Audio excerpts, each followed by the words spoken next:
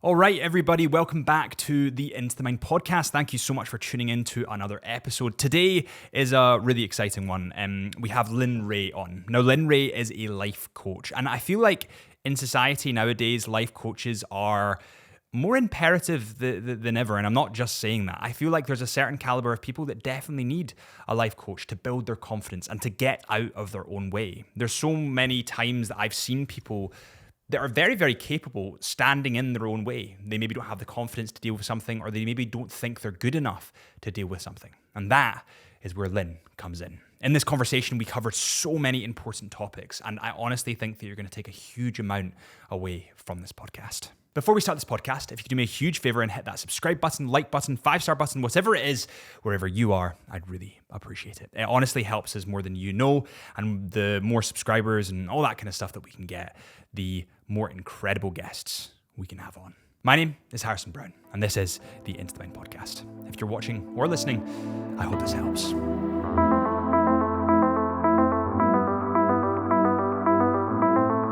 mentioned that there was a degree of shame when you walked away from the last job. What do you think that was?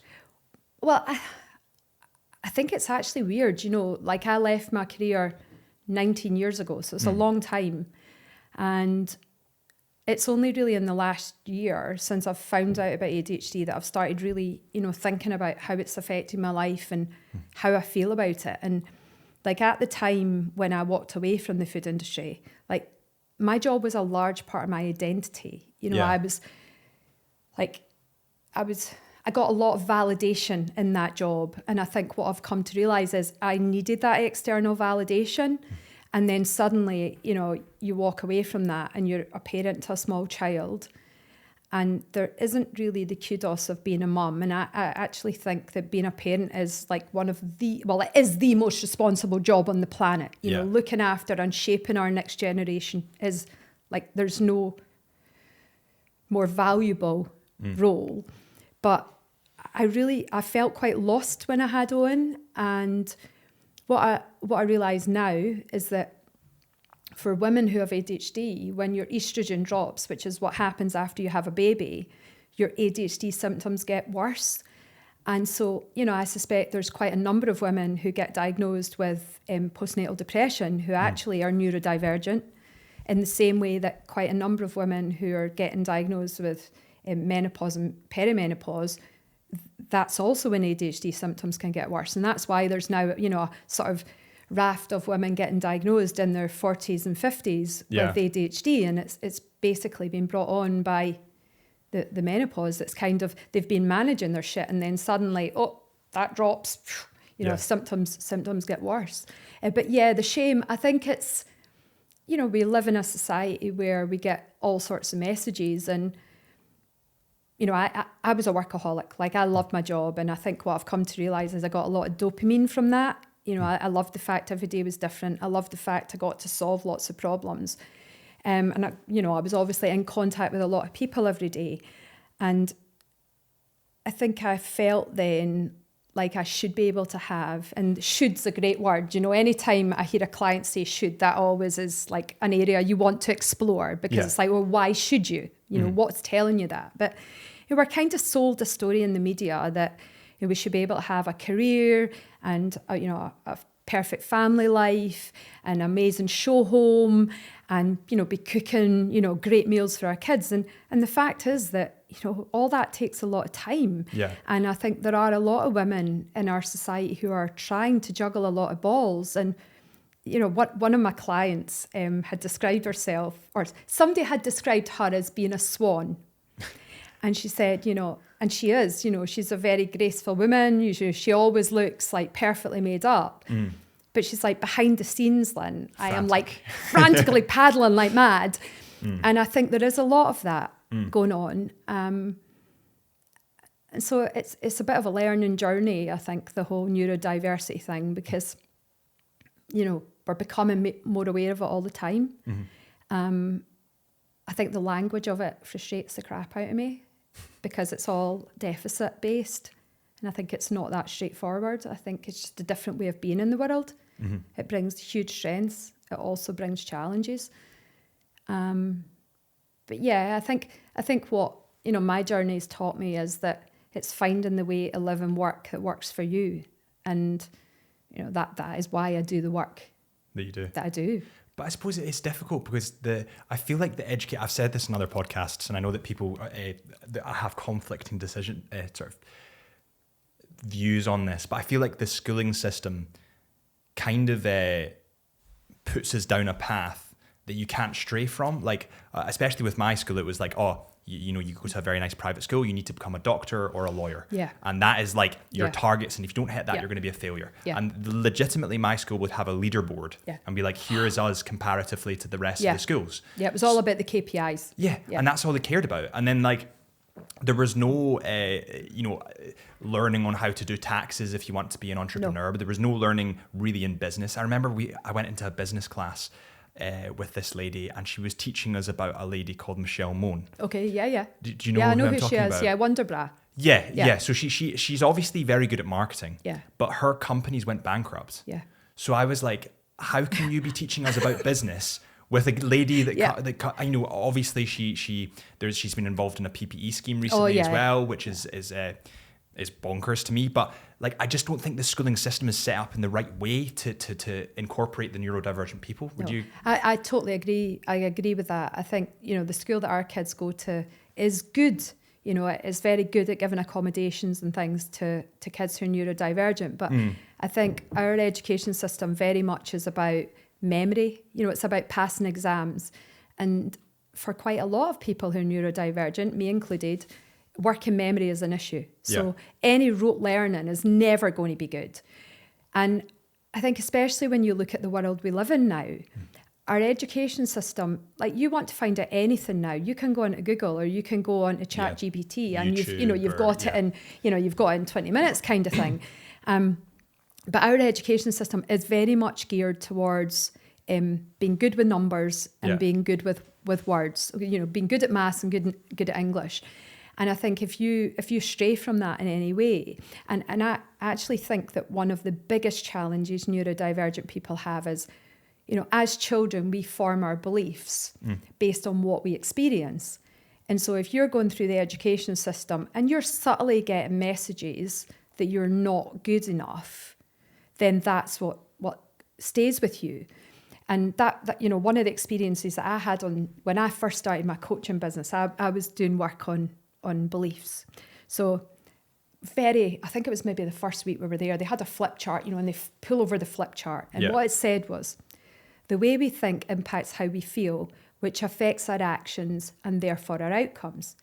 And I remember I read it and I reread it and I'm like, oh my God, how could I not know this? If I want to change my life, I've got to change the way I'm thinking. So I started exploring some of the beliefs, and I came to realise that one of the fundamental beliefs that I had was that I wasn't smart enough. So I was like, right, where does this come from? And I had this really clear picture in my mind. And it was me in either primary 1 or primary 2, because I know what classroom it was and I know what teacher it was. And I only had that teacher, P1 and P2. And I was sitting at my desk and I remember looking, and my best friend was in a reading group and she was in a better reading group than me, a higher reading group. And so I took that to mean she was smarter than me. And literally that belief, like based on this tiny snapshot, had gone with me through my whole career. And the problem is, when we are building beliefs about ourselves, that's that, quite often it's like 0 to 7, you're starting to build beliefs. And your prefrontal cortex, which is the logical, rational part of your brain, it doesn't start to form till about puberty, and it's not fully formed until you're about, I think, mid-20s. But that means that we are forming beliefs about ourselves at a point we can't really challenge them. And that's why when you actually kind of explore your beliefs, often they're very simplistic, because actually they're still in almost like our child language. Yeah.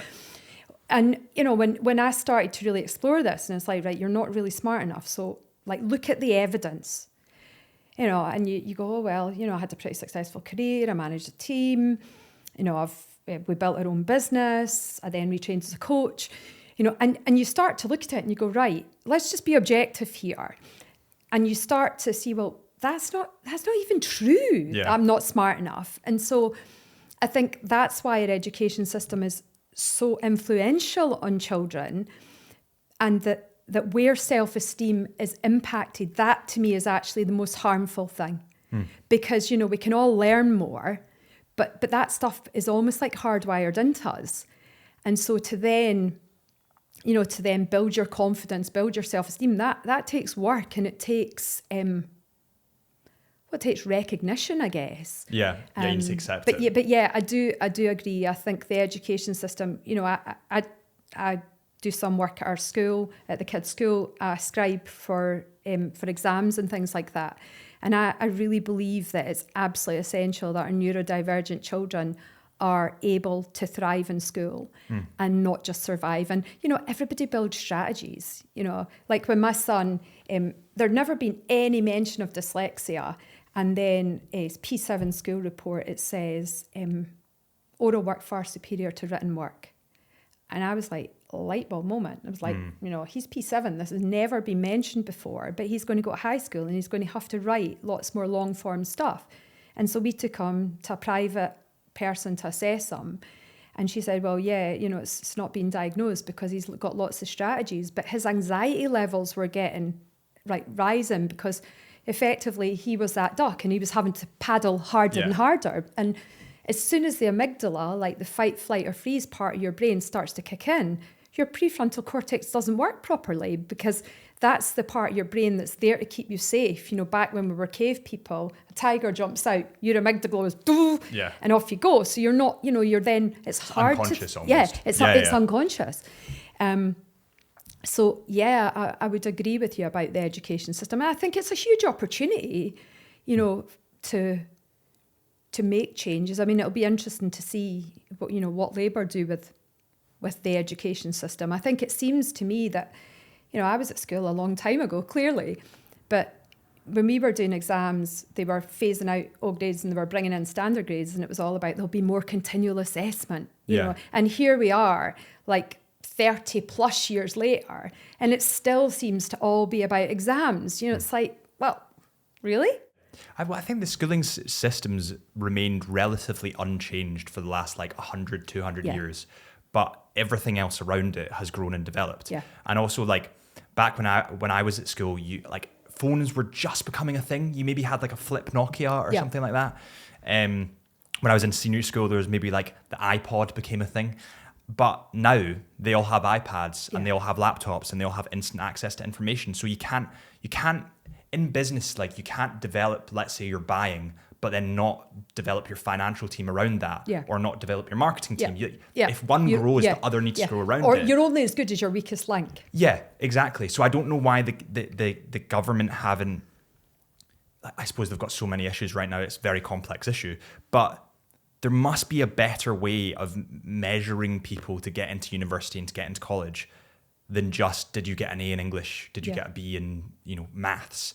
Like when I was at school, photography wasn't really a thing. Yeah. And I remember talking about specific memories. There was a teacher called Mr. Anderson, and I'm outing him here, but he... I hope he listens. Yeah. He said, I remember I was in like P6 and he was doing a game where he was like, there's a survivalist game. You need to show us what your future job's going to be. Yeah. And then tell us why that's going to be important for the future. And I said, well, I'm going to be a photographer, and if you kill me, then you're going to kill all the most beautiful photos in the world. Yeah. And he was like, I don't need you. You're a photographer. It doesn't really matter. You're not going to earn much money. Like, because they were all pushing people towards doctors and lawyers. But I remember that kind of stuck with me. And it's funny how that it does shape the way you want to go. Do you find that people that come to you have kind of, especially the more successful people, do you find they have kind of like a chip on their shoulder from when they were younger that they've kind of been trying to prove? I think there's definitely a feeling of trying to prove, and I think there's a great TED talk by a guy called Sean Acker that talks about this. But we're kind of sold a story, aren't we? You know, you do well at school, you'll get a good job, and then you'll be able to buy a nice house and a nice car, and you'll be happy. You know, but it's always kind of just that little bit further ahead. You know, we're chasing happiness. Yeah, it's the next thing. You know, it's the next thing. The next thing's going to be this miracle answer that's going to, you know, solve your problems and solve your life. And I think a lot of people end up coming to me where they get to a point and they go, Jesus Christ, there's got to be more to life than this. And I remember so clearly one of my first clients, when I was doing my training, you know, you did so many hours as part of your diploma. And I remember sitting and she just looked at me straight in the eye and went, there's got to be more to life than this. And I think that's why a lot of people do come to coaching, because they get to a point where they're like, well, I've ticked all these boxes, you know, I've done all the stuff that I'm meant to do. Yeah. You know, and that's what I said to you about, you know, you should do this, you should, you know, and it's like you've done all the shoulds and yet there's still things missing, or there's just this discontent. I think it was interesting. A recent client said to me, you know, a really successful guy, you know, has worked for some he's had a very varied career. I'm obviously cautious here because I don't want to say anything that wouldn't, you know, make it clear who it is, but had a very varied career and worked for some really, what I would call leading edge companies. And he said to me, I just want to feel content, Lyn. I struggle to be content. And I think especially for people who have ADHD, you know, like I spoke to you earlier and mentioned I've recently had this genotype testing done. And one of the things that's come out of that for me is I've got low dopamine. So my body is not very efficient at making dopamine, which is why I then chase dopamine effectively. Yeah. But I've lost my train of thought. This is the problem with the perimenopausal brain. I was saying your client. Yeah. So, and he was basically saying that, like so for him, he has a similar challenge. You know, he's obviously chasing that next thing because he's actually chasing the dopamine. But it's that recognition that once you understand that, then you can start to make good choices about how you get your dopamine. Yeah. And you know, for me, if I look back, like alcohol's quite an interesting conversation when you talk about dopamine, because you know we have a culture in Scotland especially, you know, oh, have a drink, you know, that'll solve it. And like I started drinking probably because I had social anxiety. Yeah, I was the same. You know, and so you go out and you have a couple of drinks and then that like makes things easier. And then the same thing, you know, the kids, you'd have a busy week, racing here and there, working, taking the kids to their different clubs and stuff. And then a Friday night, that feeling where you just get your cool glass of wine and you're like, oh. And it was chasing dopamine, but you don't know that. So I think finding out this information is really helpful, because then you can make conscious choices, I think, about like what you want from your life and effectively what you need to be doing to get you there. It's also seeing what's really valuable in life. I suppose like the businesses, all businesses are set up, even like YouTube's a perfect example. So I run a YouTube channel with Chisholm Hunter, who are the sponsors of the podcast. So that system is rigged so that every time you do something good, it gives you green fireworks. Right. And all of a sudden you think, fuck, I've done a really good job. Yeah. And you feel really, really good. Yeah. And, validation, external validation. We love it. Yeah. Dopamine. Exactly. But when you strip everything else back, and I think this is where the podcast has been really beneficial, because it allows me to talk things through in a long format. Yeah. When you strip everything else back, the things that really matter are, 1, your health, 2, your family, and 3, your friends. Yeah, absolutely. And everything else is relatively replaceable. Like, there's not something that I could go into like a M&S or a B&Q and get that I'd care about in a year's time. Yeah, absolutely. And I think that is a really good question to ask yourself. You know, am I going to care about this in a year's time? It's funny because we moved house last year and I have literally spent God knows how many hours cleaning out shit.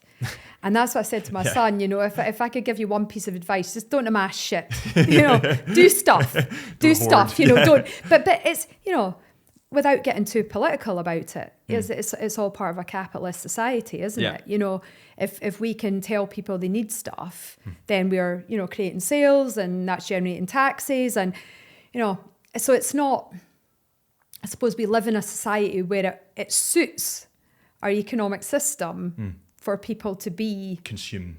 Yeah, to consume. Yeah. And I think consumptions are, you know, it's a really interesting topic because like I'm conscious of what I consume eating wise. Yeah. But I'm also very conscious of what I consume sort of social media wise. Yeah. You know, because what goes into our mind is, you know, it has an impact on us.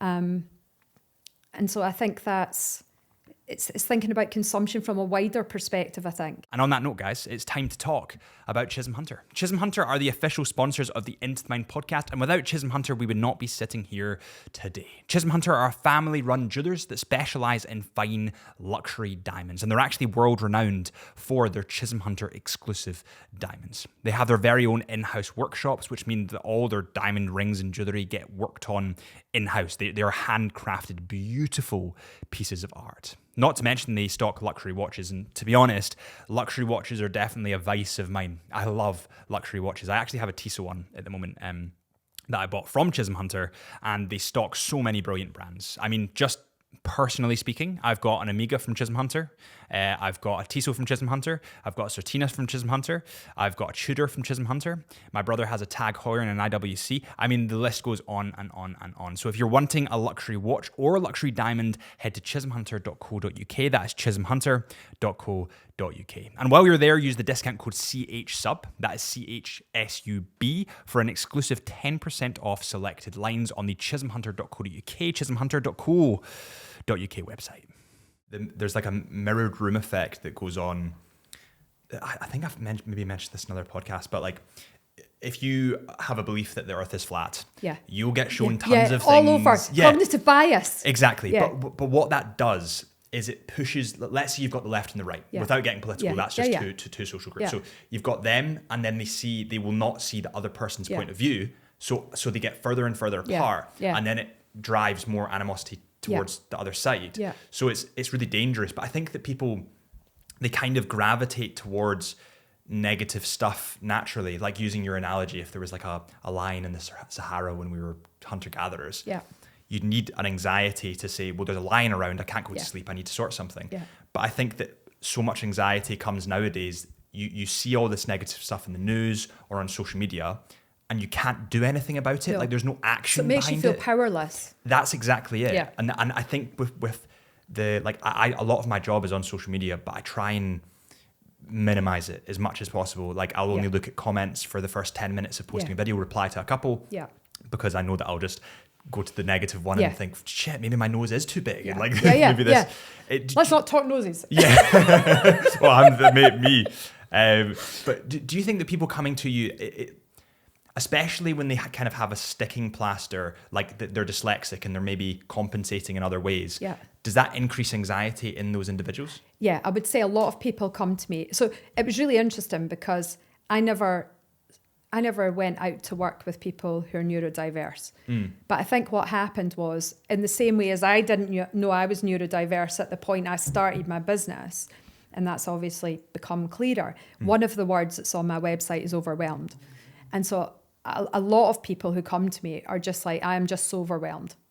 And I think there is a correlation between feeling of overwhelm, especially in people who have ADHD, because if you have got, you know, obviously there's the different types of ADHD, but if you have a hyperactive brain, then obviously if you feel you've got a lot to do, if you are anxious, that is effectively almost like speed. And it's almost like that on speed in your brain. And that's what creates that real feeling of overwhelm. And so it was interesting. One of the things you said was about the podcast being a way for you to almost like talk things through and think things through. And I think that's what coaching is for a lot of people, because, you know, I need to talk about things to think them through. So my poor husband has like a bleeding ear half the time. Like I had an issue this week where I couldn't get something sorted in the accounts and it was driving me crazy. And eventually I just phoned him up and I said, I need you just to let me talk this through so that I can get this right in my head. You know, I can understand it. And I do think for a lot of people, actually talking helps them, you know, formulate a plan, just get a bit of time and space to actually think about it. And obviously in coaching, it's an impartial person. So one of the challenges that we all have is, like, we could have the most supportive family and friends around us, but they also are impacted by us and our behaviour. And so they maybe have agendas for us as well. You know, so, and sometimes that can mean it skews what we do. Whereas like in coming and talking to me, that they don't have that. And also, quite a number of my clients are fairly senior leaders, and they do jobs that are there for confidential. Yeah. And so they can't talk to many people about some of this stuff, whereas they know, because we have a relationship that's bound by confidentiality, that they can be absolutely open and honest. And, if you're a CEO of a business, like, you need to be putting on your game face. If things aren't good, you don't want to create any unnecessary turmoil for your team. And I go back to my corporate days when, like, the two companies I worked for went through major restructures. And I felt like every day I had to go to work and put on my game face and, make out it was all fine, when actually I was like, this is a fucking shit show, And that can be what it's like for a CEO. It's very, very lonely to be a senior person in a business where you've got a lot of stuff on your shoulders and you can't really share that. And so I think, very much the work I do is about well-being. And so, if people are feeling absolutely shit, they're just like, oh my God, this week's been an absolute shit show. This is, this has been happening. And they can talk it through. And often just the act of talking it through helps take some of the heat out of it. And actually, right, there has been a lot going on, but what are the key areas to focus on? And often it's a mix of things that we're talking about. So there's a mix of, practical, tangible, what actually needs done. Yeah. But also, what do you need to do to be in the best place you can be to actually deal with all this stuff you've got to do? And that's where a lot of the self-care stuff comes in. And, it was a bit of a mystery to me that I seemed to get to adulthood without really having a good comprehension of what I needed to look after myself well. It's not taught. We're not taught it. And, a client said to me about a year ago, she said, oh my God, it's like I finally learned to parent myself. And that is, it sounds like, it maybe makes it sound a bit demeaning, but actually it's about saying, well, no, it is important that I get a decent sleep. It is important that I get outside every day. We're not built to live in boxes and to be behind screens all the time. Like, we're built to be outside. We're built to connect with people in person. And so I think our world has become quite far removed from what we need as humans to thrive. Yeah.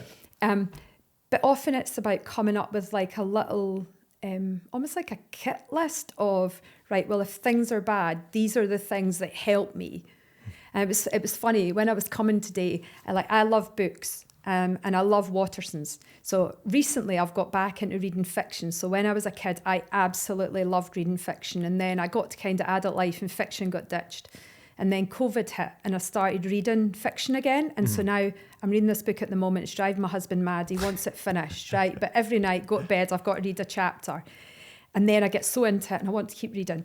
Anyway, today I wanted to go and buy Matt Haig's latest book, A Life Impossible. So as I'm sitting in Cotton Rake Bakery, shout out Cotton Rake, we love you. I said to Simon, oh God, Watterson's round the corner. So I nipped round and I got his new book. But what was brilliant was when I was in there, the guy at the till said to me, oh, did you read Midnight Library? I said, oh God, yeah, I read it when I had COVID. I absolutely loved it. And that's what got me into it. And then as I'm about to, walk away from the till, the other guy from Watterson's comes up and he said, oh, have you read Humans? I absolutely loved Humans. And then he starts telling me about how Matt Haig had a club in Ibiza and he was kind of a real, hippie and cool. And then he'd attempted suicide. And obviously he's been through a whole journey of understanding that he is autistic and how to kind of live with his autism in a positive way. But for me, it was a great example of how, we want human connection. Yeah. It's these simple, that's not a long conversation, but it's a conversation that made me feel better. It made these two guys feel better.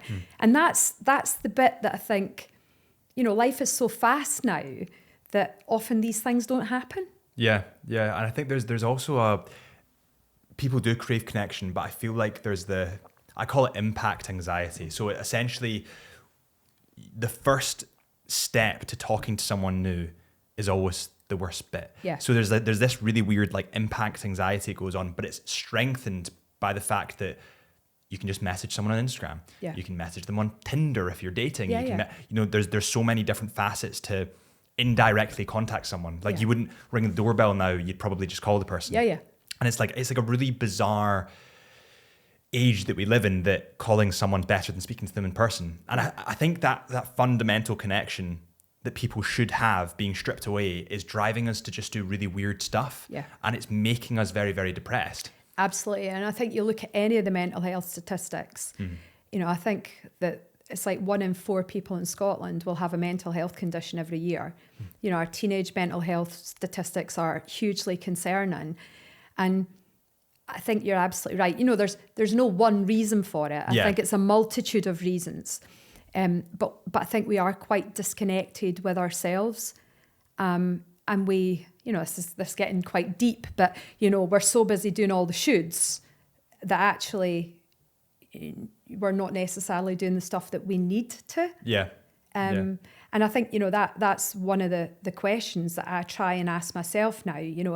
If I wake up, for example, and I'm feeling a bit sluggish, it's like, well, what do I need? Well, I know that if I do I love on YouTube this yoga with Adrienne. She's amazing. And so I'll be like, right, I'm feeling a bit flat today. I need some joy. Yeah. So right, yoga for me, if I do yoga for joy, that will help me. Or I might go for a walk, but it's actually thinking, right, what is it that I need right now, and how can I achieve it? But like in an easy way, in a simple way, in a quick way. But we're not taught to ask that question. And I think almost it's like as well, and I think it's especially true for women, I think. It's my mum, when we were kids, she did her job, but we were always very much the front, her first priority. My dad worked away a lot, but she did very little self-care for herself. So I didn't have an example of how to do it. Yeah. And she, to be fair to my mum as well, she also had a whole raft of elderly relatives that she was looking after. So, she was looking back like pretty flat out, kind of caring for other people. But the analogy that somebody said to me, so it was about the time in 2018 when things really weren't good, and somebody had said, you've got to put on your own oxygen mask first. And I can remember, even sitting on a plane when I first had Owen, and, they come on the tannoy and they do, in the event of a blah, blah, blah, put your own oxygen mask on first. And I can remember sitting on the plane and thinking, over my dead body, will I be putting on my oxygen mask before I put on his, Yeah. But then when you actually sit back and you go, well, yeah, of course you bloody well do put on your own oxygen mask first, because if you pass out before you've got his oxygen mask, like, how can you help anyone? Yeah. And I think that analogy for me really helped. And because I see it very much as a ripple. We all ripple out energy, and we're either rippling out good stuff or we're rippling out negative stuff. And, if I look back at the past, I'm not proud of it, but I think there were definitely periods of my life where I was rippling out negative stuff. I was frustrated. I was angry. I felt I wasn't able to do the stuff I wanted to do. And so that ripples out negative energy. Whereas now I think I try and take accountability for my own energy. And like, if my energy is not good, and, like if you speak to my husband, he'd be like, oh, some days she's a nightmare. But I try now and really consciously think about what's my energy like, and what do I need to be able to do, to show up in a good way for my family, to be able to, bring the energy to my clients that they need me to bring, because their own energy isn't good. Yeah. So I guess I think energy is a really interesting thing to think about, and to almost like mentally check in with yourself and say, right, well, how is my energy? And also, I think there's a fundamental piece about responsibility for ourselves, and actually saying, right, I want to show up in a positive way. I want to be a good role model. I want to be a good role model for my kids. And so I'm not going to make excuses for my behaviour, or, I will make sure that I eat well. I'll make sure that I, like, I'm no angel, I'm not teetotal or anything like that. Yeah. But I do try and make better choices than I've probably made before. Yeah. But I think, yeah, and you're right. But a lot of it is, I suppose figuring out where your energy is coming from as well, because a lot of people, when they feel shit, for example, you're doing yoga, a perfect example of stretching your body, releasing organic, real stuff in your brain that makes you feel better. Yeah. I'm guilty of this, by the way, so I'm not slamming people that do this, because I do it all the time. But I might be feeling a bit shit on a night out, or a night on a Saturday I've worked late, and then I think I'll just get a pizza. Yeah, And we all do it. Yeah, and you eat the pizza, you think, I feel great, and then after you think, oh my god, I feel there's a slump. Yeah, I feel twice as worse as I did before. Yeah. So it's figuring out, and this is where you come in. You can kind of direct and make that plan for people. You know, but it's figuring out where good organic energy comes from that's not synthetic, if you want to call it that, because the synthetic stuff will make you feel even worse in the long run. You know, I cannot describe to you how many times me and my girlfriend I just go, I'll get a curry from a carry out. And we all love a curry. We all love it. They taste amazing. And then you feel 10 times worse after it. Have you got any experience with, like, because I feel like this is something that I wanted to ask you about, that I kind of have faced definitely more recently, imposter syndrome. Oh, yes. Imposter syndrome. It's funny. I was chatting to a couple of friends on Tuesday night. We'd been at a meeting at the school. And I don't know, somehow it came up about imposter syndrome. And I said, oh, yeah, just hold on. Let me get my trunk. Because I feel like genuinely there was like a trunk load of imposter syndrome. You know, and there was a whole host of reasons for it. You know, in the early days of my career, it was quite male dominated. I said, you know, I had that whole story about not feeling smart enough. I didn't feel cultured enough. You know, we hadn't really travelled very much. We spent our holidays largely on the West Coast at my granny's. So I had a whole story about how I was like uncultured, and therefore, you know, I didn't fit in this kind of food industry where, you know, a lot of the M&S people are very well travelled, you know, and are real foodies with brilliant knowledge. And I kind of fell out of my depth there. Imposter syndrome, there's a brilliant bit Stephen Bartlett does where he totally reframes imposter syndrome, and he basically says that when you feel like an imposter, that's when you're growing most.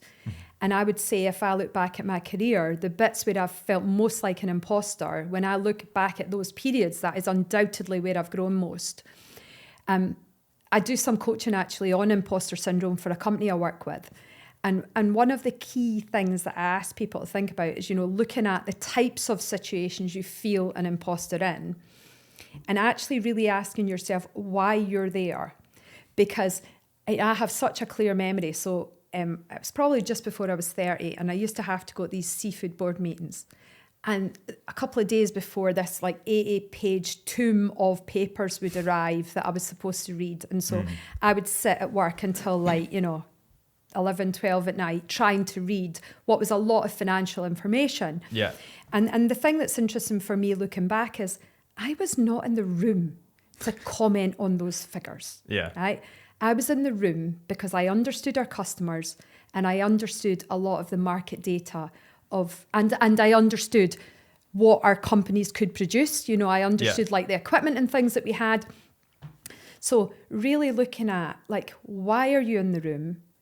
And what is it that you bring? I also think that beginner's eyes is something that for me has been such a revelation, because often we're in situations where there's lots of people with lots more experience than we have. And so we automatically think that we don't have anything to add. But actually sometimes the very best thing you can have in the room is somebody who knows nothing about a situation, because they can often ask questions that somebody who's so entrenched in it just wouldn't.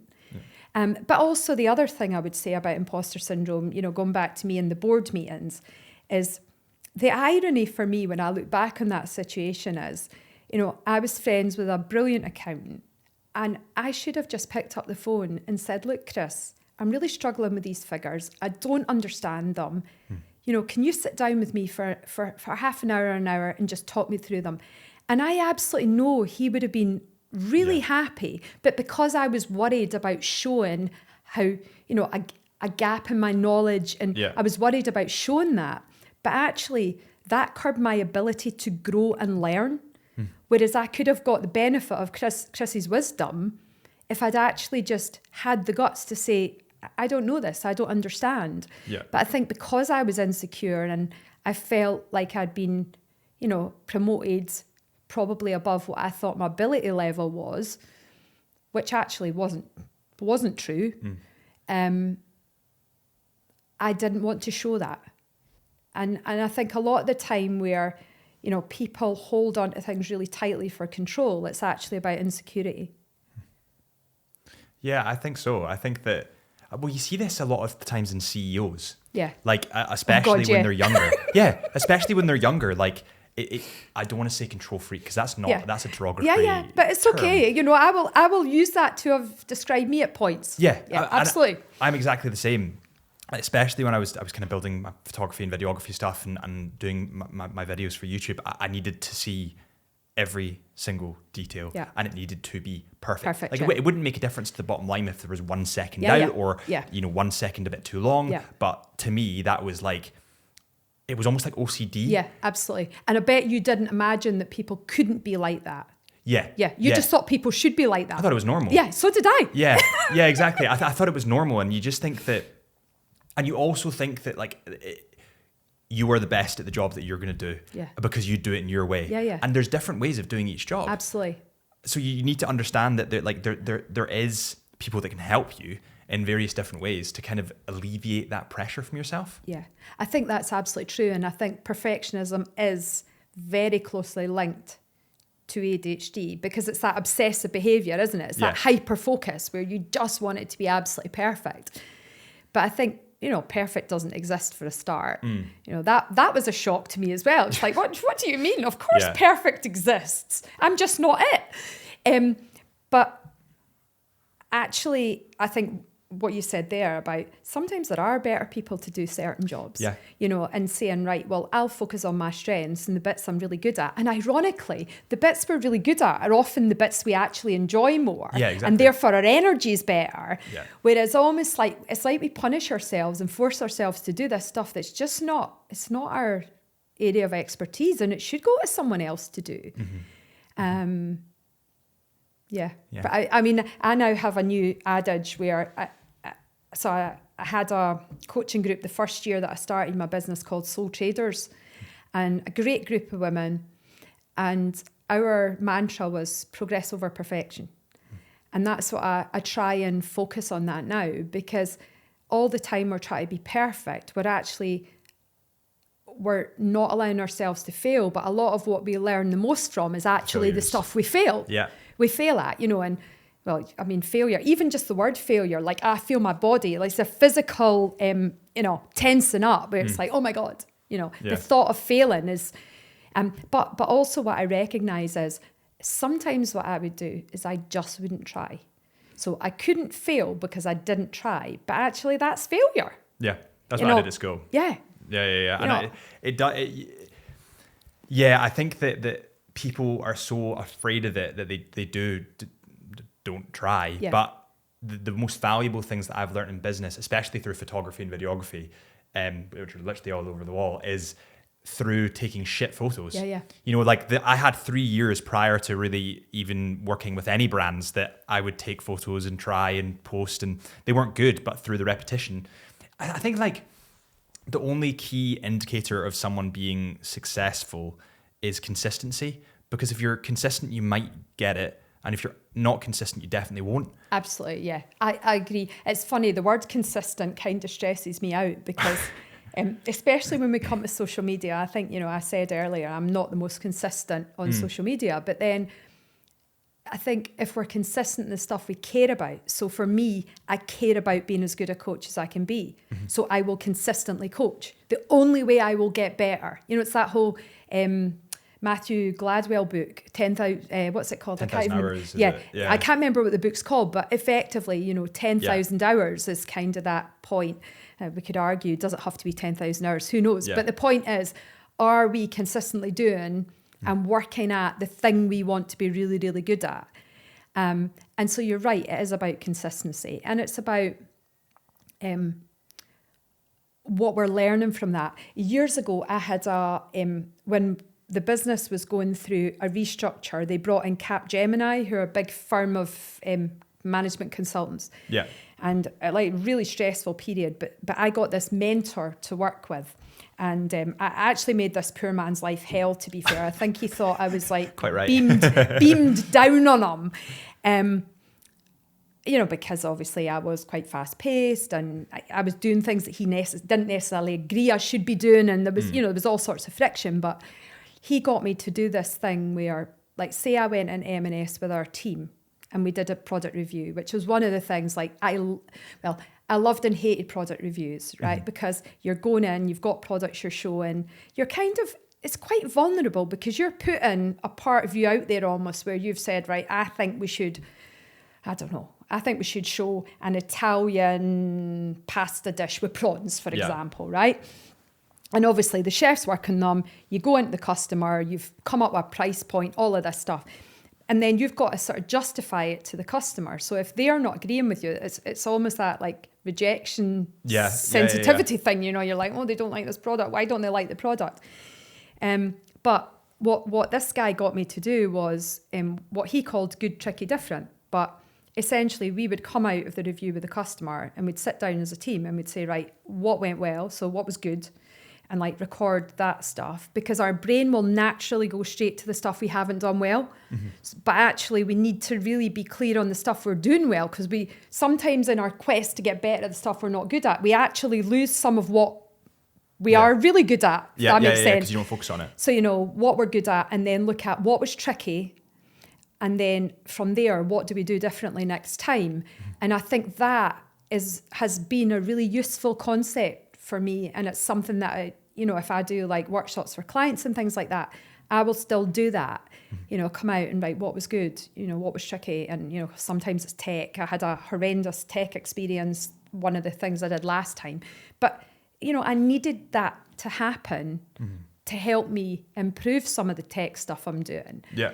So that's been a technique that is quite simple, but it's encouraging me to look at what I'm learning. That's I think what it is. Do you think that people struggle when they're... Can you hear him snoring, by the way? Oh, it's very cute. There's nothing nicer than a dog snoring. There's been so many comments on the podcast that... Because I mentioned mouse and bear and all that kind of stuff a lot, and there's so many people that are wanting them to come on. Can I actually see him? Look. Is that okay? He's coming. Look at this. We'll He's going to have a following. He's going to... he's like, what's going on here? Look, he's got magic eyes. We'll make him an Instagram They're account. very special. Do you want to come see? Come on, babe. Do you want to come see, Mousy? He's like, no. He said, I'm going to my bed. I'll just see him. This lady told me sleep was important. Good boy. Good boy. Do you have anything with like people pleasers? Like, do you think that people have issues with that?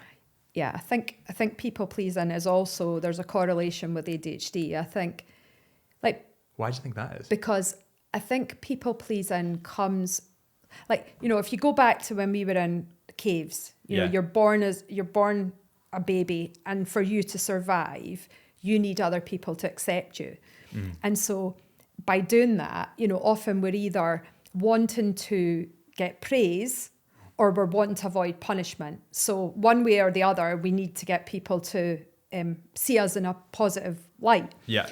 And that often is a really good strategy when you're a kid, because you're maybe only wanting your mum and dad to approve of you, or you want your mum and your dad and your teacher to approve of you. But where it gets really difficult is, you go into a career and you've still got your parents, you've got siblings you're trying to please, you've got friends you're trying to please, partner, you might have kids, you've got your team, you've got your boss, you've got clients, and suddenly that, that group of people you're looking to please, it's massive. And, I would say my tendency for people pleasing was what resulted in my burnout. Right. Because I was incapable of saying no to people. The easiest answer is to say yes. So it'd be like, can you do that, Lyn? Yes, I'll do that. And then my workload would get too high and I wasn't good at delegating. If I look back and, I'm really fair about my appraisal of myself, I wasn't good at delegating. That whole thing you were saying about, well, I can do this better. And I look at that and I'm like, that's actually really rude to other people that, who am I to assume that, I can do this better. So I think people pleasing, in ADHD, there's often a link with rejection sensitivity dysphoria. And I would say, like, for me, I had a real fear of criticism. So if I was criticised in any way, like, that would affect me for days. Like physically, I would be upset by it. I was the same. would be anxious about it. And that also has a real fundamental impact, because you then do things to stop these things happening again. So that also holds you back, because you're like, right, well, I don't want to be criticised, so I'll work harder, or and often working harder means working longer. I think hard work is a whole interesting concept. It's a very British concept. You've got to work hard to be deserving of success. But actually, well, what does hard work mean? Is it better to work hard, or is it better to do your best work? What way round it? But people pleasing, when I changed my view on it, and I realised that actually my people pleasing was about me wanting validation from other people, I stopped seeing it in such a positive way, if you know what I mean, because I was seeing it as I was somehow doing it to be nice to other people, but actually I wasn't. I was doing it for me. It was for my protection. And it's interesting, because people pleasing is something that comes up a lot with clients, and it's that learning of how to build boundaries. It's okay to say no. And sometimes it's reframing the no to, instead of, because we don't like saying no to people generally, because we think that means we're not a nice person, it's negative. And whereas actually if you reframe it and you say, well, I'm saying no to this because I want to say yes to that. So I had a client who had some friends going out on the Saturday, and she felt she should go out to this lunch. But actually all she wanted to do, she'd been working away a lot of the week, all she wanted to do was spend some time with her little boy on the Saturday morning. So when we spoke about it, it's like, well, what are you saying yes to? So if you don't go on that lunch out, what do you get instead? And so it's like, well, I'm saying yes to spending time with my son, because that's really important to me. And I think that is a really helpful way to view boundaries. Yeah. Do you think that's why, you look at some hyper successful people, and I'm just thinking of some of the CEOs that I've met and I've had the privilege to speaking to. A lot of them seem, it's not like they don't have a moral compass. They actually have a very strong moral compass, but they aren't adverse to telling people how it is. Yeah. And it's not like they're upsetting people purposefully, but they just have a very low tolerance to bullshit. Yeah. And I think, do you think that's is there a marginal autistic trait that CEOs have that allow them to do that more effectively? You think of Elon Musk sacking. Oh yeah, and he definitely is autistic. Yeah. I mean, I think it's well documented that he is. And, likes of Apple, Steve Jobs. Steve Jobs. Yeah, absolutely. I don't know this for sure, but my gut would tell me that a lot of successful people are neurodivergent. I think to get to these positions, senior positions, you often have to have, you have to be tenacious. Yeah. I think hyper focus, which can be a downside, that it's that almost obsessiveness that is more common in neurodivergent people. Why is that? Is it just because they find something that, I get this with editing all the time and photography. Yeah. I will push myself to bizarre limits just to get, the perfect photo or, whatever it is. And it is a beautiful photo. Oh, thank you very much. Yeah. But I remember there was a period in my life, and Annabelle will remember this as well. I was, I think I didn't really have the only thing that I was good at, or I perceived myself being good at, was photography and video. Yeah. So I think I was 19, and what I would do is I'd get up at maybe 1 or 2 in the morning. I'd drive to Glencoe, which is a 2-hour drive from here. It's beautiful as well. Stunning. Yeah. And then I'd climb a Monroe and be up at the top for sunrise. Yeah. And I rinsed and repeated this every time I can. And I was burning myself out because I was so, that's exhausting. Yeah, it is. But I was so hyper focused on it that I didn't see the downside. And then there was a point where I almost crashed the car and was like, oh my, I need to tailor that. But why is it that we get so, people with ADHD get so compulsively obsessed with things that give them, is it that I think it's dopamine. Rush? I think it's getting dopamine. And I think that is what makes people workaholics as well, because it's that dopamine feeling. I'm convinced it's to do with dopamine. I think there's probably adrenaline in there as well. It's that I'll get up early and I'll get to Glencoe and I'll get up that mountain and I'll take that shot. There's that real adrenaline aspect to it as well. And I think it's very widely spoken about that ADHD is linked to dopamine, but I do believe it's also about adrenaline. There's a really good book that I was recommended yesterday, and I've read one chapter of it, and there's a lot resonates in that, and it's dopamine. Oh, I think it's Dopamine Addiction. I'll tell you what the name of the book is, but there's a whole chapter in that about effectively using adrenaline positively to your advantage when you have ADHD. Because that is, I would suspect that's what gives you the hyperactive bit of ADHD. But yeah, I do believe that there is a correlation between successful people, and this is where we could have there could be a whole podcast just about success. What is success? But certainly, I think there's a correlation between successful people by our society's metrics of success. Money, correct, who are neurodivergent, and I think part of it is about that obsessiveness and about the quest for improvement and for learning new things. I think it's all interconnected. Proving oneself is one that I've definitely especially in my younger years, 19 to maybe 23, 24, it was definitely trying to prove to people that I could do something. Yeah. And I think that because this, going back to what you were saying about schooling, I think that for school I was kind of shit, right? Yeah. And I did that thing. I just didn't try, because if I don't try, I can't fail, but I can't fail. Yeah. So I think that a lot of it for me anyway, just speaking personally, was proving people that I could do something and proving people wrong. But is that the right motivation, or do you think that would cause burnout in the long run? Well, I think that's what caused burnout in me. I think so. I did okay at school. I wasn't setting the world on fire, but I did reasonably well at school. And I suppose I was I was never a problem. So therefore I probably went under the radar because I did behave well, and I think girls especially mask really, really well. Yeah. So, I was a good girl. I never caused any issues. I was relatively studious.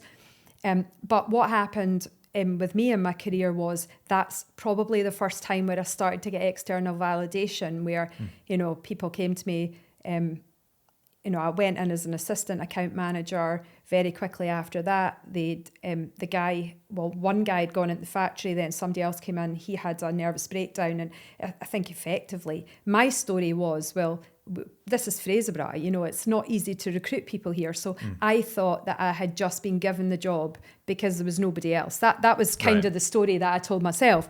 So then I had this real need to prove that actually I can do this job. Yeah, I deserve the job. So I pushed myself so hard because I didn't want to fail.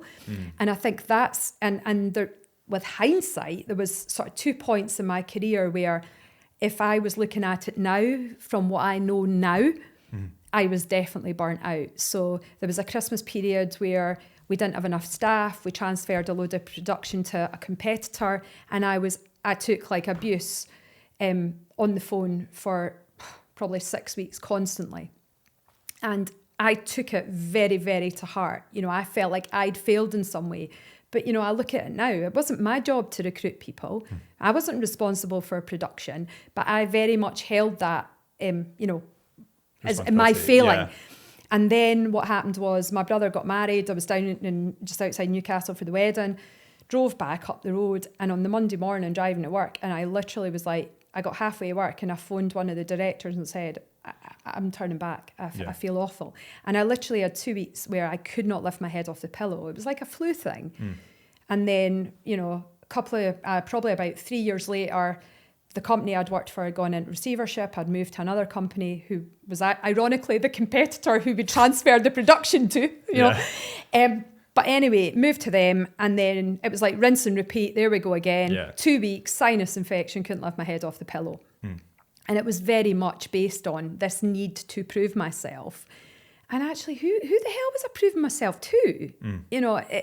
I wasn't, if I look back now, Like, yes, my appraisals were always good, but actually I could have done a much better job if I'd actually been, more rested, better fed, better hydrated, went outside, like in the winter, I could barely see sunshine all week, It's not a good way to work. And I think the whole concept of working hard, I think is quite flawed, because I think there's a difference between our working day, 9 to 5, that was developed in the 1920s, and it was basically developed for the car industry, where they were wanting, people on factory lines where you were, you were building components, right? But a lot of the work we are now doing is what I would call more intellectual work and more creative work. And I think especially when you look the way AI is going, actually a lot of the skills that neurodivergent people have are actually going to become super important. Yeah.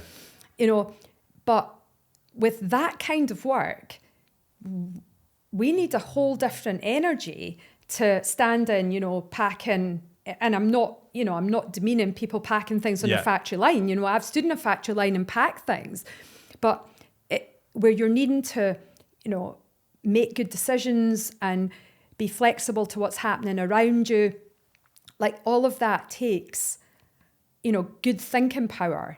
And that, I would argue, does not happen when people are working crazy hours where they're absolutely flat out. And I do believe that if we look at industry, government, health, probably education, we've a lot of people in these sectors who are absolutely burnt out. And I would argue that nobody who's burnt out is making good decisions. I think burnout, though, comes from, I think when people don't enjoy their job and it's repetitive and tedious, and that they're more likely to get burnt out. Because I feel like for people that do enjoy their job, and I'm like, I've spoken to a couple of people on the podcast that really, their job is their life. They love their job. Yeah. They'll work over and beyond because it's not really work. But also that work's energizing them.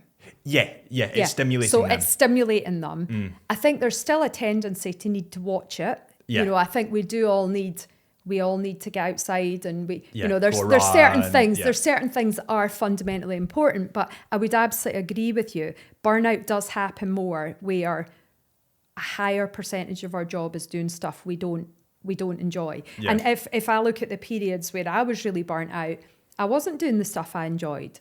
I wasn't in talking to customers. I wasn't looking at new products. I was fighting fires on a daily basis. And that is absolutely exhausting. And so there's actually a really good tool called the GC Index, the Game Changer Index. Okay. And it looks at your energy to make an impact in an organization. So a lot of like the tools that we've used before are like personality tools, whereas this is specifically looking at your energy.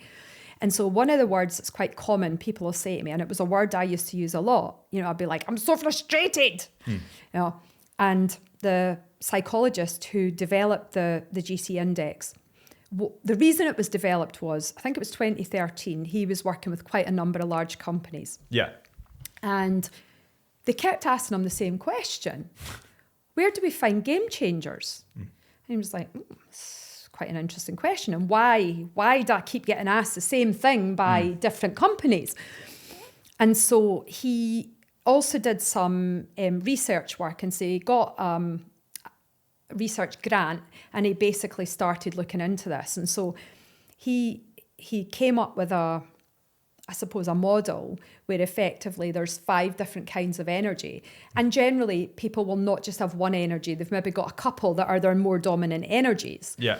But where people... So what happens is, and I think this is very common in people's careers, and I would say it was what happened to me in the food industry, is you can get almost like pigeonholed by your competence. So people will say, oh yeah, Lyn can do that, and therefore, because Lyn can do that, that job gets given to Lyn. But that doesn't mean, I'm now speaking about myself in that, is that even third person? That's a bit freaky. But anyway, right. But you get almost like pigeonholed into what you can do. But just because you can do something doesn't mean that energizes you. And so by using this tool, it helps you to understand where your energy is. And therefore, like, everybody has to do stuff in their job they don't like. You know, this isn't a perfect world that we live in. I think we're all able to accept that.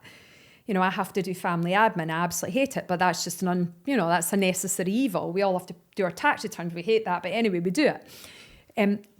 But the point is that it's that percentage of, and I think Gallup had done some research, and that fascinates me because I don't even know how you would research this, but that you need at least 20% of stuff in your job that really energizes you. And I think that is a really interesting concept for organizations, because effectively, if you can harness the stuff that really interests your different team members, then you're going to get more productive, happier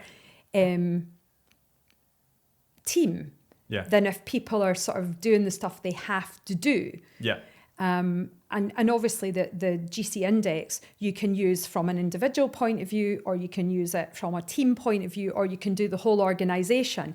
And what's also really good at highlighting is we're all good at being around people that are like us, if that makes sense, because we know how to deal with them. But for example, there was a guy in my team who his son had Asperger's syndrome. And I suspect he probably, with hindsight, he probably had it as well. And him and I had quite a fractious working relationship. Like, I found him very frustrating, and I think he found me very frustrating. But when we got to a point where we sort of delineated the tasks that needed done, and we got to a point where he was doing stuff that he really found stimulating, and he would go into huge amounts of detail on things, whereas for me that it was a lot of input and information and coordinating forms and things like that, and when I was trying to do it myself, it was awful. Whereas he was then bringing it to me in this amazing format where it was all summarised, and I just had to kind of look at it, and straight away I could say, well, that's a good product, we should definitely be doing that, or no, I don't agree with that figure, we'll never sell that amount of money on that product. And I think that to me is really interesting, because I think recognising that different people have different ways of working.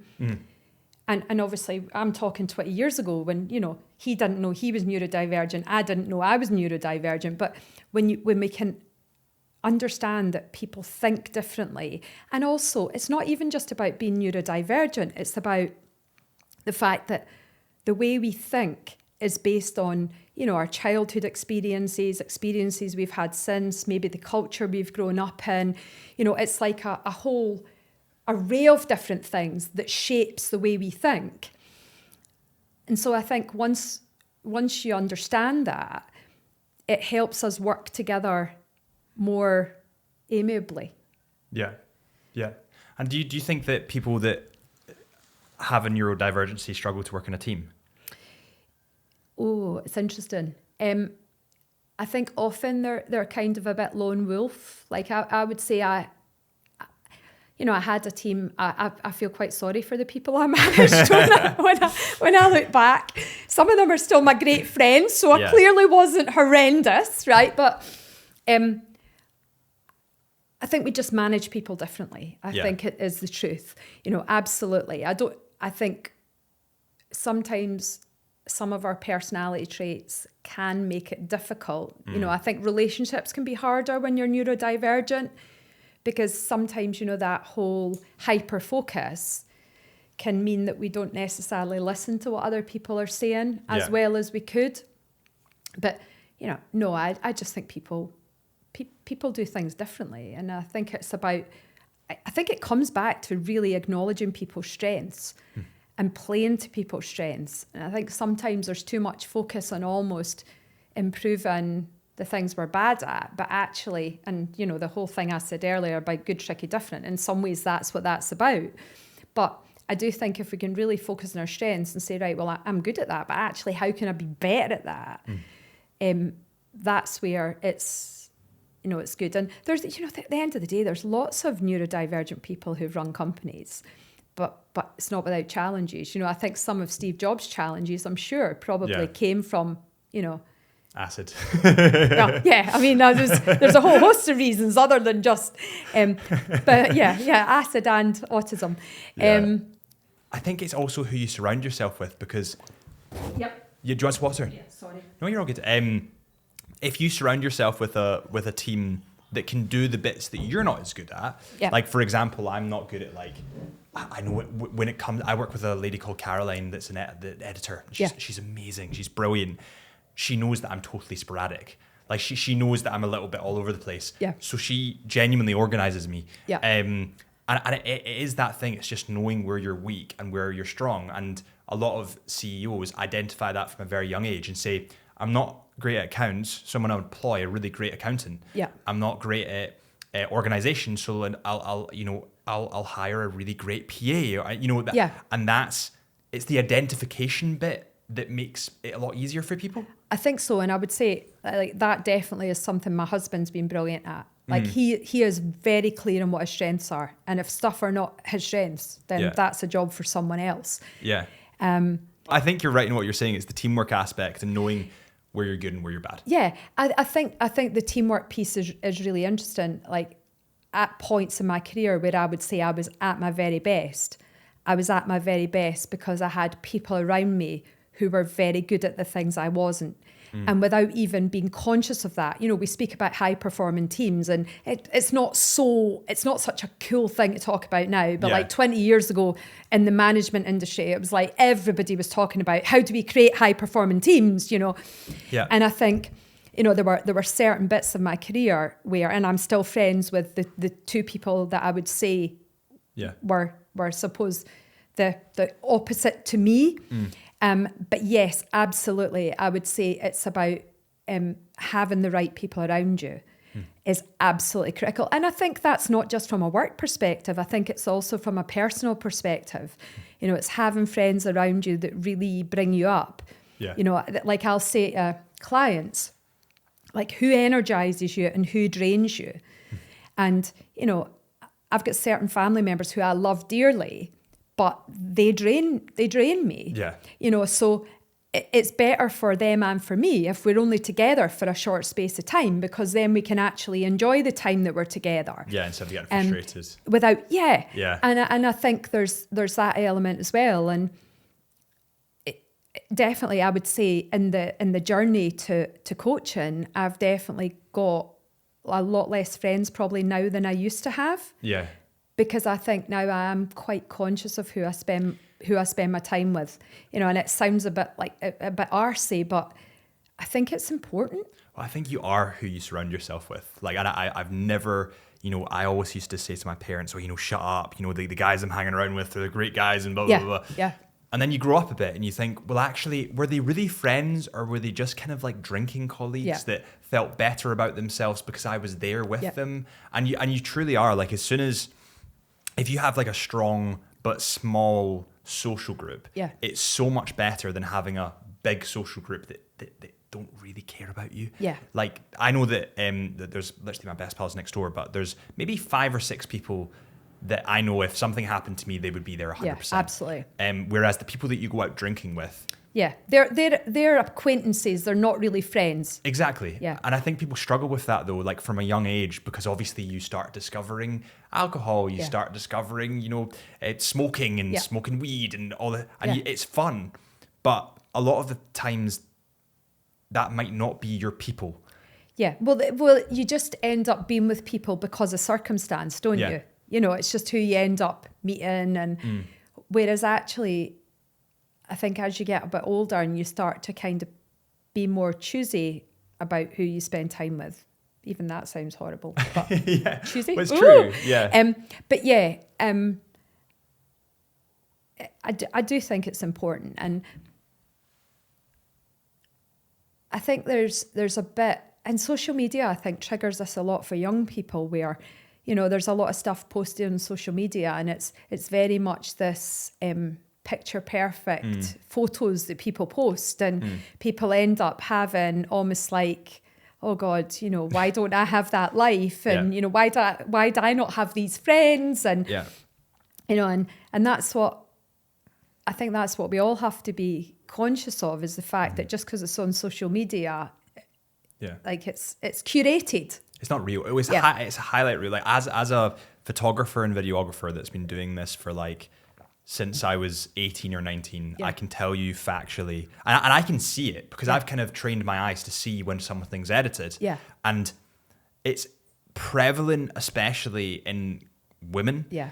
More than it is men, and I don't mean to be sexist in any way, Yeah. but that's just what I Well, perceive. I think it's the messages we get about being a woman. You know, Yeah. it's supposed to be perfect. Yeah, and that's know? not true. That's not right, and it's No. not true, and it shouldn't be that way. I think that like you look at supermodels that are almost anorexic. Yeah. That is so wrong. Yeah. Like that should not be, in my opinion, allowed. But having said that, it shouldn't flip the other way where you've got someone that's obese as a supermodel, because a supermodel is someone that you should aspire to, and that's unhealthy. Do you think? I think it's funny because I do think women, especially, there's this what we're supposed to look like, but actually, like we come in all shapes and sizes. Yeah. And I think one of our biggest challenges is actually accepting ourselves. I think it's good that models now are a bit broader in terms of what they look like, because That's natural. It's natural. Yeah. And at the end of the day, like the whole eating disorder thing, which was really prevalent in supermodels when I was growing up, Yeah. that was absolutely unhealthy. I think when you talk about eating disorders, though, it is really interesting to me, and I was actually speaking to my husband about it in the car coming through, that there is a high correlation with eating disorders and neurodivergent women. And I don't know if it's about the fact that it's about control. It's something you can control. Nobody can force you to eat something you don't want to eat. And I think it's now becoming, more understood. But like when I was at school, I had a friend who was anorexic and ended up in hospital for I don't know, months and months on end. And we had a lovely English teacher who used to take us to visit her in hospital. But, I look back now and I think, well, I'm fairly sure that they never understood why she was anorexic. But actually, if we understand it now through the lens that actually there is a correlation, then you can actually get to the root cause of the problem and try to provide the right support that means that people can, get control. Control's maybe not the right word, but get better. Yeah. Because they fully understand why. Yeah. They've got the condition that they've got.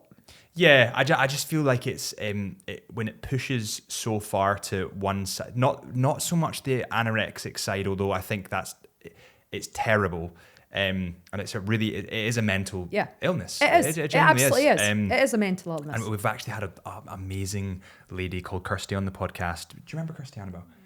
She's just run an Ironman. She was anorexic, and she's talked about this very openly. Yeah. She was anorexic, and she was very, very ill, really ill. And then all of a sudden, she turned her life around, and she's running Ironmans now, which is. Do you know what an Ironman is?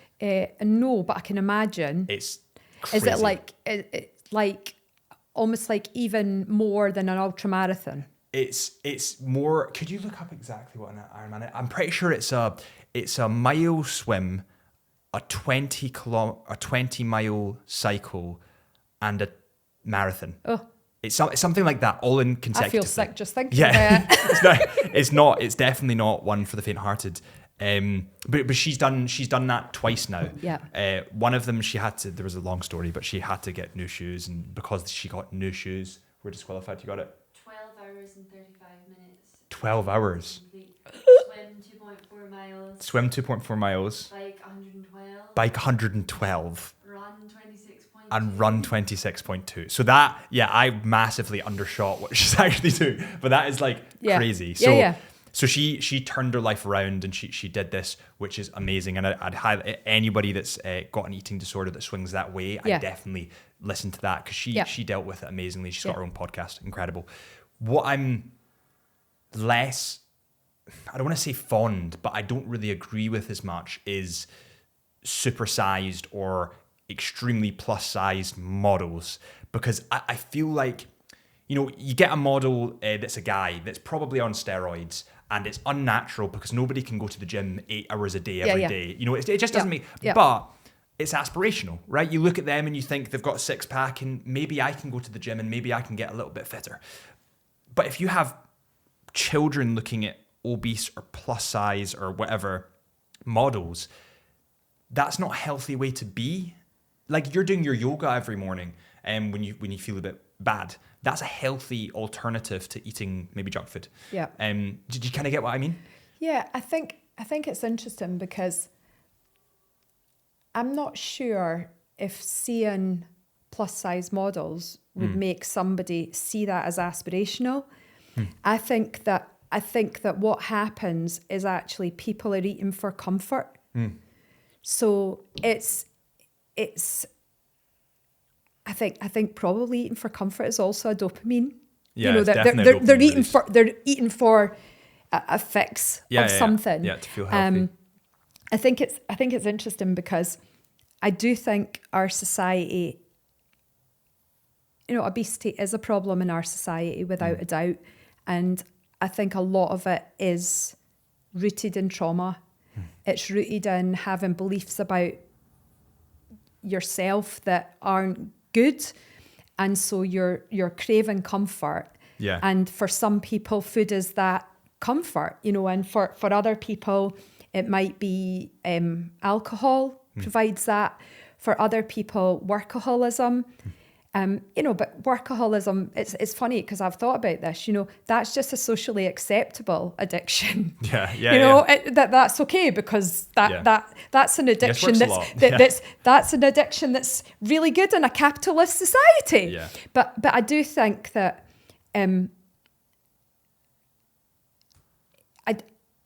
it's really difficult because I think, a lot of the work that I do is about helping people to love themselves. And it was funny, I have never really had much what I would class as hate on social media, but I'd done a post one day, this was fairly early on when I had my business, and it was something about self-love.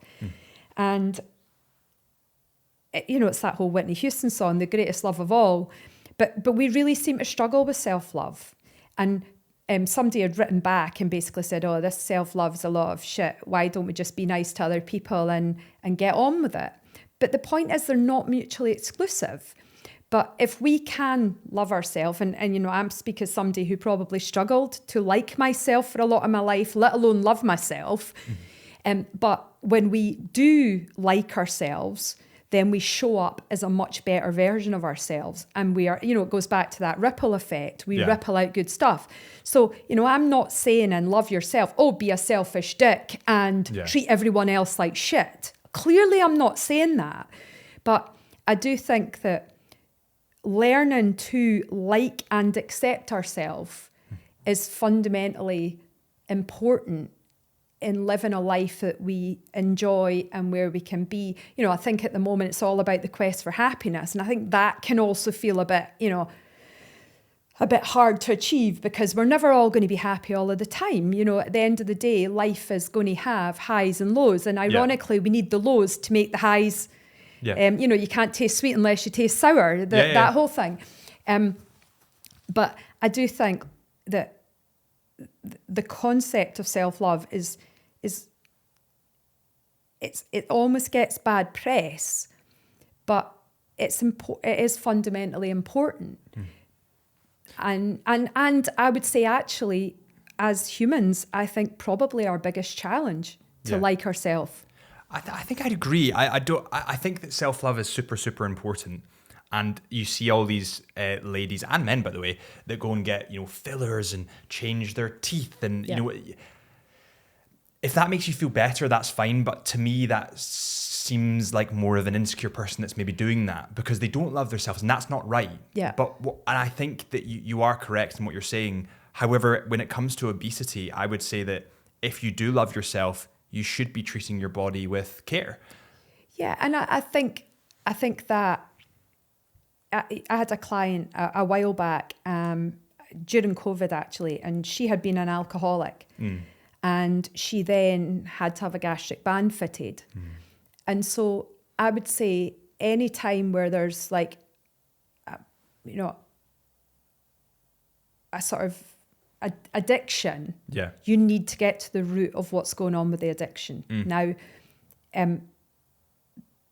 I don't want to bring it back to ADHD, but there is a correlation between addiction and ADHD because it is effectively a way to get dopamine. Yeah. And but also obesity is an area where I'm quite careful what I say, because one of my cousins has a condition called lipedema. I'm sure it's lipedema, where her body retains fat.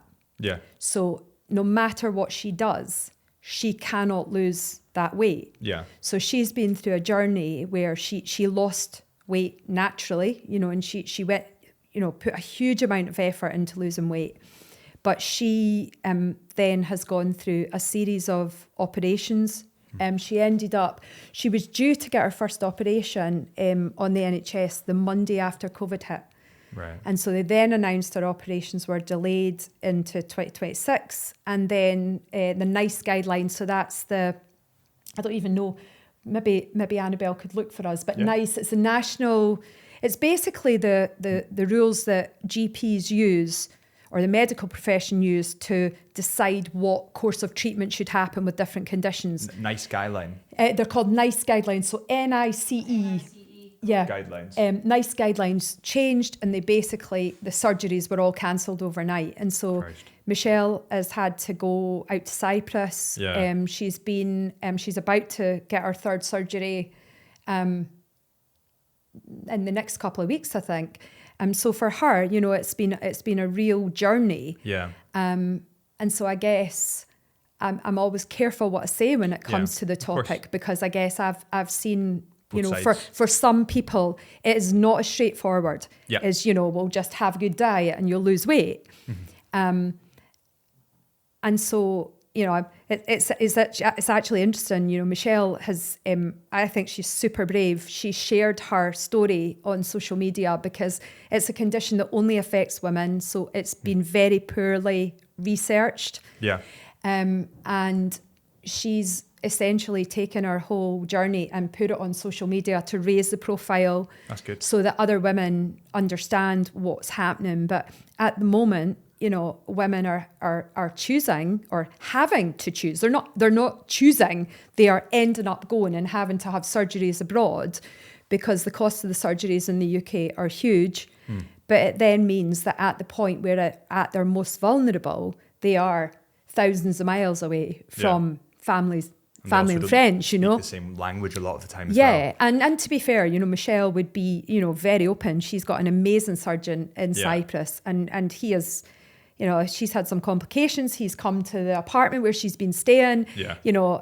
Somebody's ring didn't fit anymore, so his mum went and got the ring resized. I mean, it's incredible when you hear the treatment that she's had in Cyprus has been incredible. But I think, obesity is it's a difficult topic, and I do think it's about getting to the root of why, it isn't always just about weight. It can be conditions, but also about why people are eating. What does it bring them? Yeah, yeah. Did you manage to find that about the National Institute for Health and Care Excellence? Yes. National Institute for what? Health and Care and Excellence. Got you.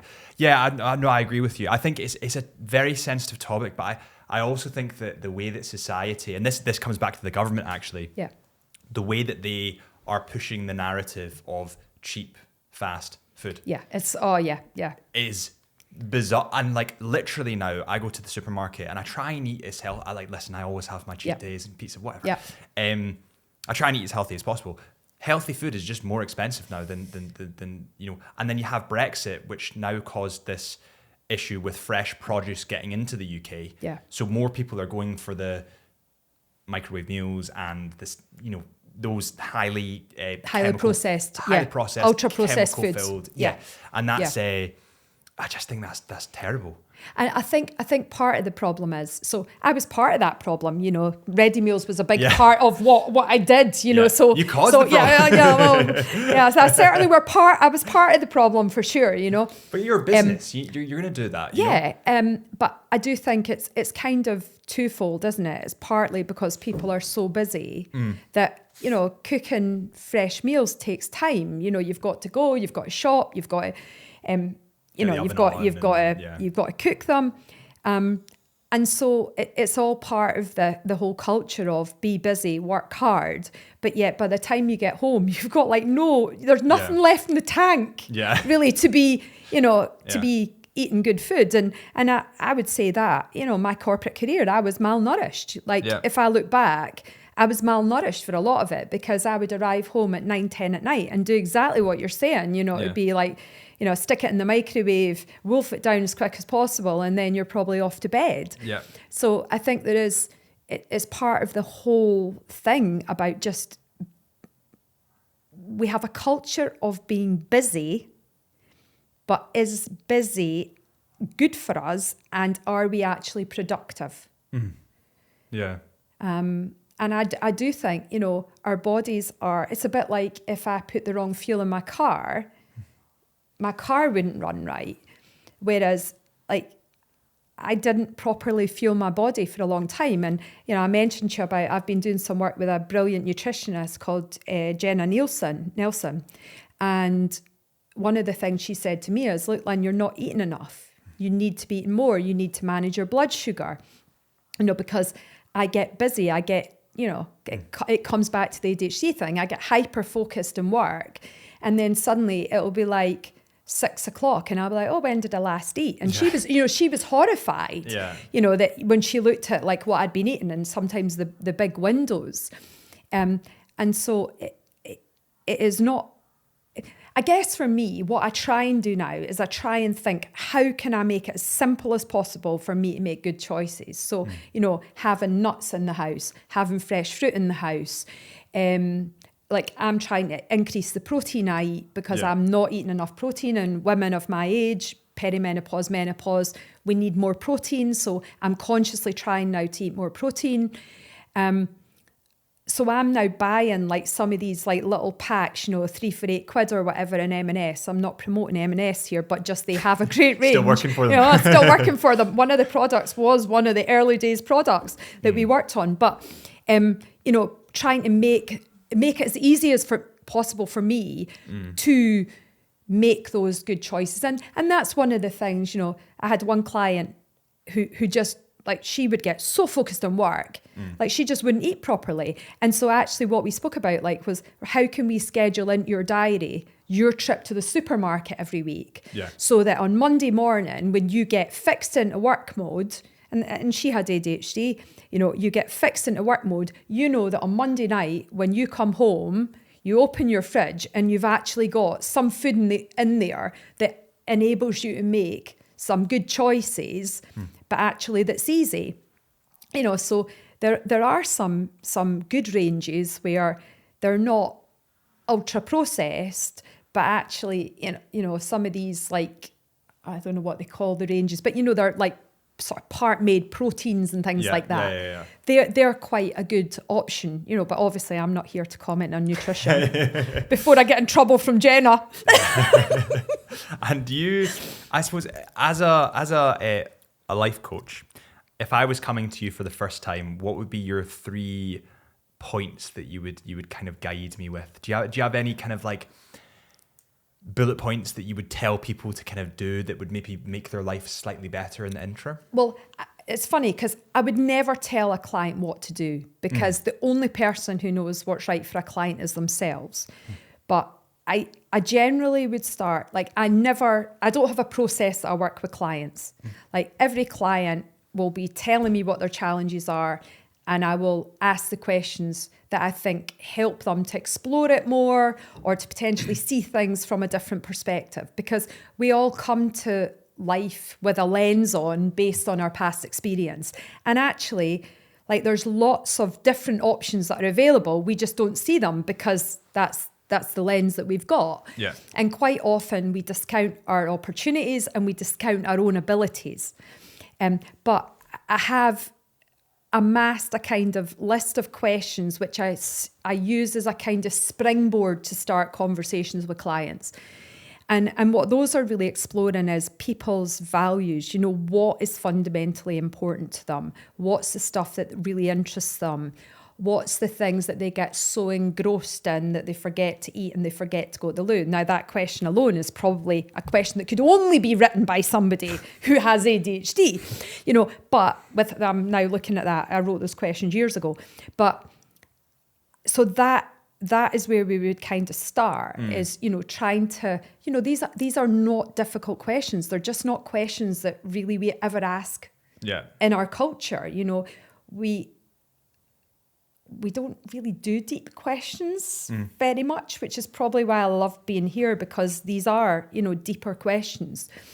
But areas that are often discussed would be strengths, habits.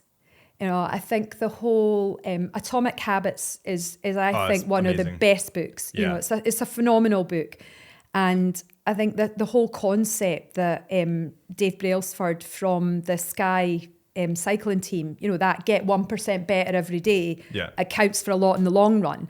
I think that is a really brilliant premise, because I think a lot of what we do is we tend to go, 1st of January, I'll write a New Year's resolution. This year I'll run a marathon. And then, like week 2 and we've barely got off the couch. And we're, whereas actually, if we actually make the things that we're working towards Achievable. smaller and we just keep pushing the goal out slightly further, that's a far more motivating way to do it. So habits are spoken about a lot. Working practices are also as a common area, because often we just get into the habit of working in certain ways and actually stepping back and saying, well, is that really the most productive way? Just because you've always had email, for example, is a perfect topic. I think we live in this world now where people think we should be like able to be contacted straight away and everybody wants an immediate answer. Well, this is a scary thought, but I lived in a world before email existed. I can still remember the day when I came into the office and Greg Johnson, the man who ruined my life with email back in the day, sorry, Greg, we functioned without email. People phoned you up, you answered them. Whereas there's this, like now we're supposed to respond to everything immediately. Everything's a priority. Well, everything can't be a priority. But actually by making everything a priority, we actually can't see what is actually a priority and what is actually really important. So there's a great book called Stolen Focus by Johann Hari. And he talks about that, about this need to be in constant, constantly contactable. Whereas actually even simple things like, and I'm not always brilliant at this, but saying, right, I'm only checking my emails twice a day. If something's urgent, somebody will phone me. That makes a massive difference, because we're not constantly getting distracted by ping. And the way that he described it, and I think it's really useful analogy, if I email you now and you're in the middle of doing this, you would have to stop, answer the call, and then, answer the email, and then you would have to, your brain almost has to reverse slightly to remember where it was, to remember what you were thinking about, remember what you were doing, and then go on. And the way we're working now, we do this stop, start. Yeah. So actually getting into like the deeper flow state is really difficult. And yet that's a far more efficient and effective way to work. Yeah, I think flow states are I think that any distraction, so for me, flow states come when I'm doing photography or when I'm doing editing. Or video, but I suppose that goes hand in hand. Especially when I'm editing, I put my phone down here on silent, on do not disturb, because any ping, anything can take you out the flow state, and it's very hard to get into it. It is. So I think that any distractions set up are just really impactful for your work. It's almost like your what do you call it when you build up, like momentum? Yeah, it's absolutely. Like your work momentum gets stunted every time someone emails you about a different subject to what you're working on. And that's what you find, that directors are very good at kind of prioritizing what they know will hit the bottom line, and the smaller know, things that are still they just don't prioritize. They just don't do them. Yeah. And sometimes, like I've definitely been in positions where I get frustrated with people, and then I hear it from their point of view, and I realize that they're actually working on a project that's 10 times bigger, and it's definitely the priority. But yeah, flow states is a really interesting one. I don't think people really know an awful lot about it, but they understand it happens. Yeah. But they don't really understand where it comes from. It's like autopilot. Yeah. It's interesting because I agree with you. I also get flow states, things like if I'm working on like workshops for clients, like that stuff, I love all of that. And I can just that's where I lose time. Yeah. And the same when I was in the food industry. A lot of the time I would work late, and ironically that's when I would do my best work, because during the day I was very distracted because there was constantly people there, the phone would be going, the emails would be pinging. It's interesting when you look at circadian rhythms as well, because often there's different people have different circadian rhythms, and it probably goes back to when we were in the caves. Some people would kind of man the camp at night. So some people were like night owls, some were morning. Morning. I can't think what you call it, a night owl, morning hawk or whatever. But anyway, so some people are more morning people, some people are more night people, but most people are biphasic. So your mornings are productive, then you kind of get to lunchtime, then there's a bit of a dip after lunch. And then as you get to kind of early evening, there's then another peak. And that is really interesting for me, because when I was in the food industry, we would do a lot of our brainstorming in the evenings, early evenings, when everybody else would go away. And then we would be doing what I would class as actually what was our most important work, but we would be there doing it at 7, 8 at night. But that is a window that's often very creative for people. Yeah. And I think learning about your what do you call it? Like your biorhythms, circadian rhythms is helpful, because like that lunch slump, for example, that can be a perfect time for doing emails, because actually your brain's not working that well anyway. Yeah. So right now I'll just quickly, get through the backlog. Get through the backlog. Yeah. And so I suppose it's about thinking about how you can really effectively use your time to focus on the key priorities. Because I would say certainly for me, I wasn't good at prioritizing the really important stuff. I was too busy firefighting a lot of the time. Yeah. And, ironically, the firefighting probably was bringing dopamine. Because I'll do it now. Fix it. Fix it. Oh, fix it. Here we go. Off we go. And I think time is quite an interesting one, because one of the things that they speak about with ADHD is time blindness. And that is something that, for me, is an issue. Things always take way more time than I ever think they will. So I'll end up being late for things. And it's not that I'm late because I'm being a dick. I'm late because I've just got so focused on what I'm doing that suddenly I'm oh my God, I've got to get my daughter from school. Oh God, right. Yeah. Mad rush kind of thing. So it is, I think, thinking about our time and thinking about where we're focusing our time. I can't remember who said it, but it's something like, is it where attention goes, focus grows, or something like that. But the stuff we focus on has a fundamental impact to our success. And if we're focusing on stuff that's actually not that important, we're not going to be successful. Yeah. On the subject of time, that is us. I've done. just realised that. God, we're probably over. Yeah, no, but thank you so much. Where can people find you if they want to? LinkedIn? So yes, I'm on LinkedIn, Lyn Ray. So it's Lyn, Lyn, and Ray, Ray. I'm on LinkedIn, and also I've got my own website. So thank you very much, Harrison, for having me, and to Annabelle, and of course to Mouse. Yeah, to Mouse as well. To Mouse, you were a who natural. has slept through the whole thing.